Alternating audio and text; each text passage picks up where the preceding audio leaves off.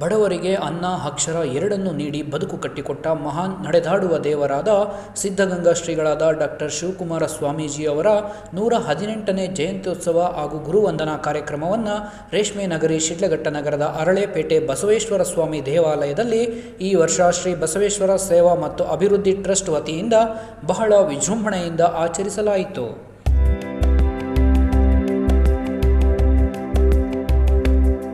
ಅಕ್ಷರ ಜ್ಞಾನವನ್ನು ಪ್ರತಿ ಹಳ್ಳಿಯ ಬಡ ಮಕ್ಕಳಿಗೆ ಹಂಚುವಲ್ಲಿ ಶಿವಕುಮಾರ ಸ್ವಾಮೀಜಿ ಮಹೋನ್ನತ ಸಾಧನೆ ಮಾಡಿದ್ದಾರೆ.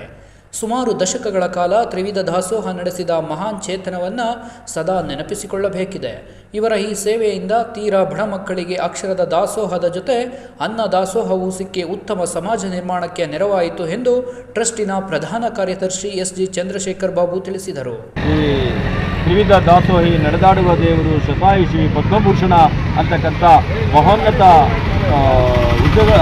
ಗೌರವವನ್ನು ಅವ್ರಿಗೆ ಸೂಚಿಸ್ತಾ ನಾವೇನು ಕರೀತಾ ಇದ್ದೀವಿ. ಈ ಇಷ್ಟೆಲ್ಲ ಗೌರವಗಳು ಸಿಗಬೇಕಾದ್ರೆ ಅವರು ಮಾಡಿರ್ತಕ್ಕಂಥ ಸೇವೆಗಳನ್ನು ನಾವು ನೆನೆಸ್ಕೊಳ್ಬೇಕಾಗುತ್ತೆ. ಇವತ್ತು ಏನು ಶಿವಕುಮಾರ ಸ್ವಾಮೀಜಿಗಳ 118ನೇ ಜನ್ಮ ದಿನೋತ್ಸವವನ್ನು ನಾವು ಆಚರಣೆ ಮಾಡೋದಕ್ಕೆ ಮುಂದಾಗಿದ್ದೀವಿ. ಈ ಕಾರ್ಯಕ್ರಮದಲ್ಲಿ ನಾವು ನೆನಪಿಸ್ಕೊಳ್ಬೇಕಾಗಿರ್ತಕ್ಕಂಥದ್ದು ಅವರ ಸೇವೆ, ತ್ರಿವಿಧ ದಾಸೋಹದ ಸೇವೆ. ಅಂದರೆ 3 ದಾಸೋಹಗಳನ್ನು ಅವರು ಮಠದಲ್ಲಿ ಸದಾ ನೆರವೇರಿಸಿಕೊಂಡು ಸದಾ ಎಲ್ಲರಿಗೂ ಕಾಯಕ ಯೋಗಿಯಾಗಿ ಬಂದ ಪ್ರತಿ ಬಡ ಮಕ್ಕಳಿಗೂ ಕೂಡ ಶಿಕ್ಷಣವನ್ನು ಕೊಟ್ಟು ಇವತ್ತು ಉತ್ತಮವಾದಂತಹ ಒಂದು ಸಮಾಜವನ್ನು ನಿರ್ಮಾಣ ಮಾಡೋದಕ್ಕೆ ಇವತ್ತು ಏನು 2025ನೇ ಇಸ್ವಿನಲ್ಲಿ ಒಂದು ಯುವ ಪೀಳಿಗೆ ಶಕ್ತಿವಂತವಾಗಿ ಬದುಕಿ ಬಾಳೋದಕ್ಕೆ ಇಡೀ ರಾಜ್ಯದಲ್ಲೇ ಕೊಡುಗೆ ಕೊಟ್ಟಿರ್ತಕ್ಕಂಥ ಮಹಾನ್ ಚೇತನ ಅಂತ ನಾವು ಶಿವಕುಮಾರ ಸ್ವಾಮೀಜಿಗಳನ್ನು ನೆನಪಿಸ್ಕೊಳ್ಬೇಕಾಗುತ್ತೆ. ಇವತ್ತು ಅಂತಹ ಒಂದು ಶಕ್ತಿಯಿಂದ ಇವತ್ತು ಒಂದು ಉತ್ತಮ ಸಮಾಜ ನಿರ್ಮಾಣ ಆಗಿದೆ. ಅದರ ಜೊತೆಗೇನೆ ಜನರಿಗೆ ಭಾವನಾತ್ಮಕವಾದಂತಹ ಮಠಗಳ ಬಗ್ಗೆ ಬೆಸುಗೆಯನ್ನು ಕೂಡ ಏರ್ಪಡಿಸಿದ್ದಾರೆ. ಜಾತ್ಯತೀತತೆಯ ಗಂಟೆ ಮೊಳಗಿಸಿದ ಮಹಾನ್ ಚೇತನ ಕೇವಲ 3 ಗಂಟೆ ಮಾತ್ರ ನಿದ್ದೆ ಮಾಡುತ್ತಿದ್ದರು.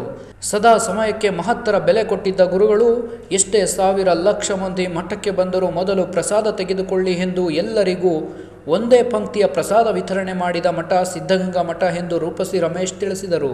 ಬಹಳಷ್ಟು ಜನ ಪ್ರತಿದಿನ ಒಬ್ಬರಲ್ಲ ಒಬ್ಬರದ್ದು ಜಯಂತಿಗಳು ಆಗ್ತಲೇ ಇರ್ತದೆ.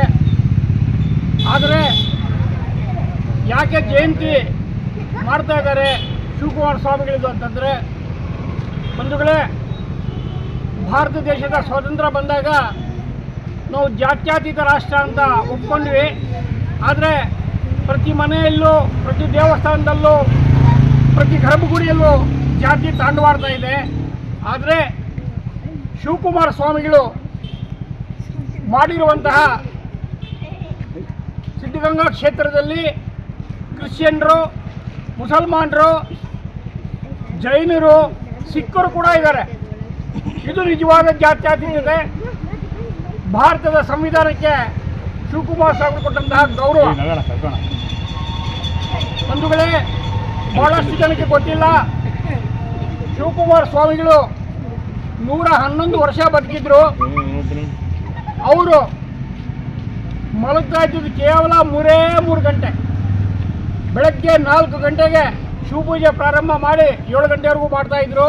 ಒಬ್ಬ ಮನುಷ್ಯ ಬದುಕಿದ ಮೇಲೆ ಈ ರೀತಿ ಬದುಕಬೇಕು.